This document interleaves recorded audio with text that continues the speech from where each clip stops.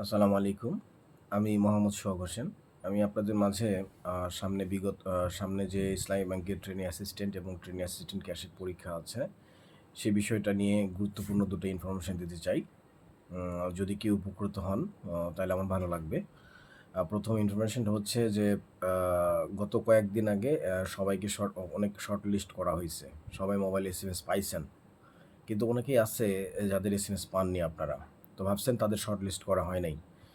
তারা একটা কাজ করবেন, তারা যে আইডি দিয়ে করছিলেন, দরখাস্ত করছিলেন বা অ্যাপ্লিকেশন করছিলেন, সেই যে একটা এসএমএস পাইছেন আপনারা সিমে, সেই সিমের ওই ইউজার আইডি দিয়ে আপনার ওই ইসলামিক ওয়েবসাইটে ঢুকবেন।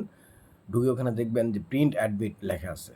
ওই প্রিন্ট অ্যাডমিটে ক্লিক করার সাথে সাথে আপনার ওই অ্যাডমিট কার্ডটা পেয়ে যাবেন আপনারা। যদি শর্টলিস্ট নাও করে, তো মোবাইলে মেসেজ মিস হতে পারে। অনেকেই ভাবতেছেন যে আমার কাছে মোবাইলে মেসেজ আসে নাই, তাইলে হয়তো আমার হয়তো পরীক্ষার অ্যাডমিটটা আসে নাই।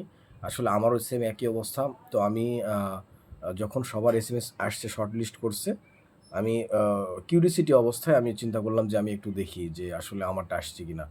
তো আমি ওয়েবসাইটে ঢোকার পরে দেখি হ্যাঁ, আমার অ্যাডমিট কার্ড চলে আসছে। তো এরকম অনেক ভাই ও বোনেরা আছে যারা এখনও দ্বিধাদ্বন্দ্বের মধ্যে আছেন যে আসলে আমার শর্টলিস্ট করে নাই হয়তো বা মন খারাপ এরকম। সেরকম কিছু না। আপনারা যদি দেখেন, একটু ট্রাই করে দেখেন যে যেখানে আপনারা অ্যাপ্লিকেশন করছিলেন ওয়েবসাইটে ইউজার আইডি পাসওয়ার্ডের মাধ্যমে ঢোকার পরে ওখানে দেখেন ম্যাক্সিমাম ছেলেপেলে সবারই প্রায় তাদের অ্যাডমিট কার্ড পেয়ে যাবেন আশা করা যায়। এটাই ছিল আমার সাজেশন।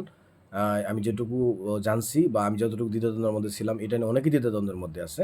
তো তাদের জন্য এই সাজেশন যে মন খারাপ না করে আপনারা একবার ওই ইসলামী ব্যাংকের ওয়েবসাইটে ঢুকে আপনাদের লগইন করে আপনারা দেখতে পারেন। ধন্যবাদ।